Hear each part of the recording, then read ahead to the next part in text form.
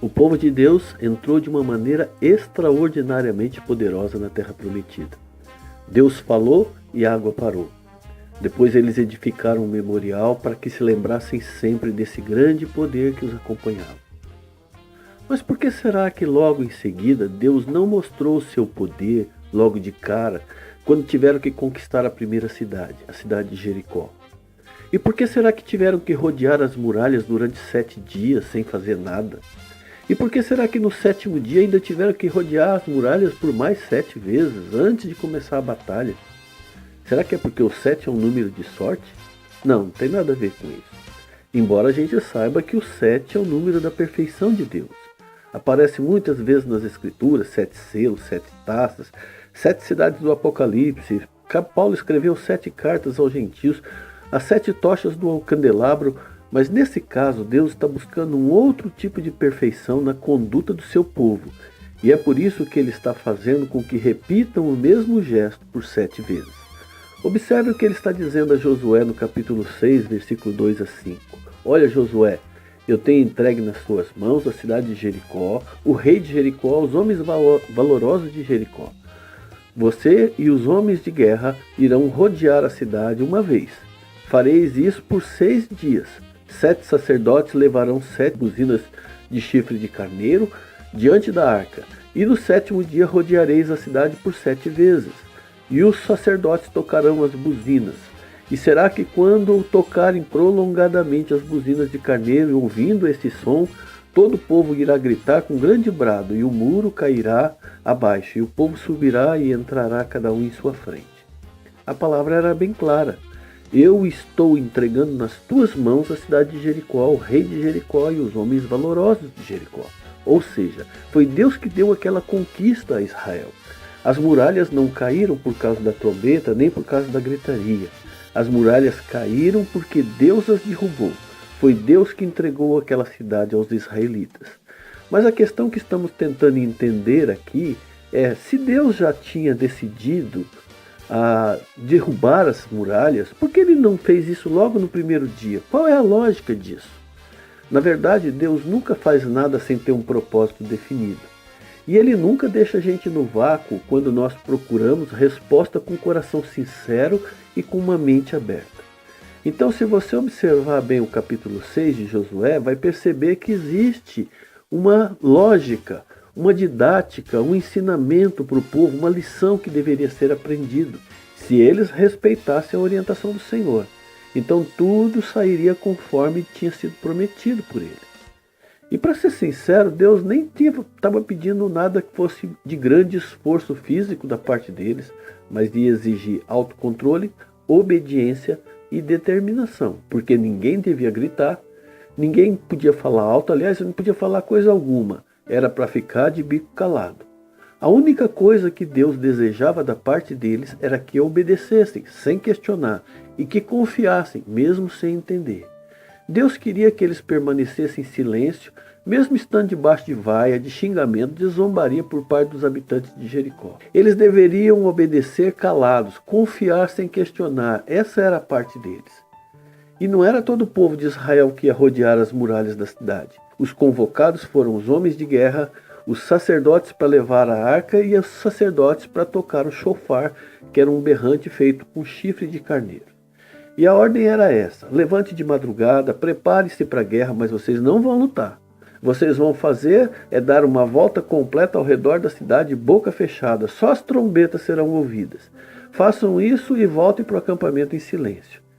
E assim, a metade dos soldados marchavam na frente, em silêncio. Atrás deles vinham os sacerdotes com as 7 trombetas. E atrás das trombetas vinha a Arca da Aliança. E atrás da Arca da Aliança vinha a outra metade dos soldados, homens de guerra, que deram apenas uma volta nas muralhas e voltaram para o acampamento em silêncio.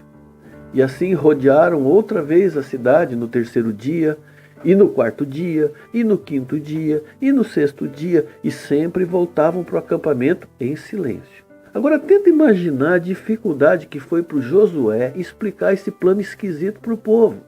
Imagina quanta murmuração deve ter surgido no meio do povo.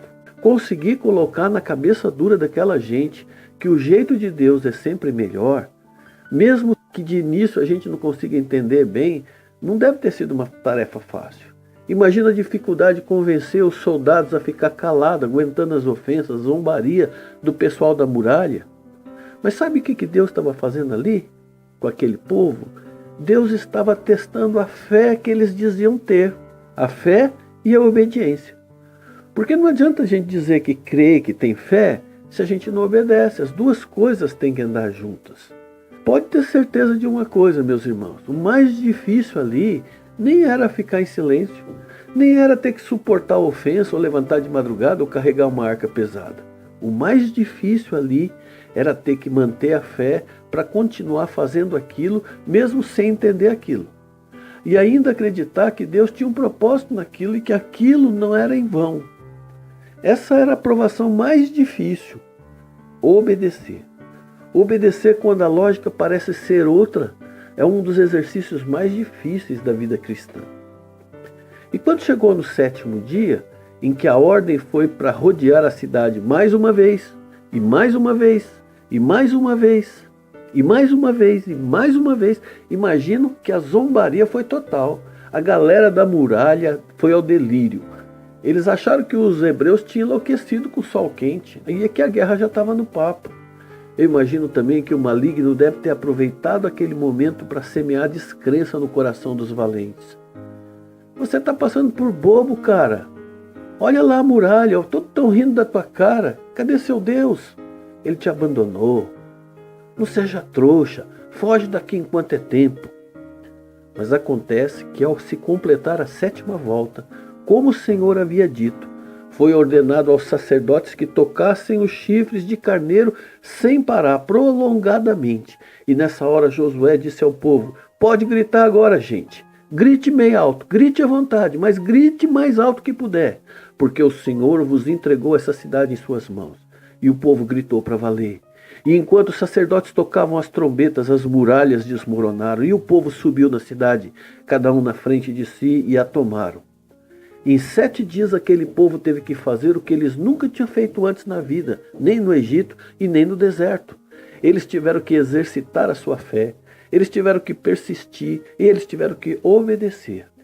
Agora, será que se Deus testasse a minha fé ou a sua fé por 7 dias, nós conseguiríamos chegar até o final desse tempo sem pensar em desistir? Meu irmão e minha irmã, por lutas e provações todos nós vamos passar. Mas saiba que a vitória não está ao alcance daquele que é mais sábio, daquele que é mais forte, daquele que é mais experiente. A graça de se chegar à vitória pertence àqueles que obedecem, àqueles que perseveram, àqueles que confiam nas promessas do Senhor. Pela fé caíram os muros de Jericó, sendo rodeados durante 7 dias. Disse Hebreus 11:30. Creia e obedeça, e muitas vitórias virão em sua vida. Que o Senhor te abençoe.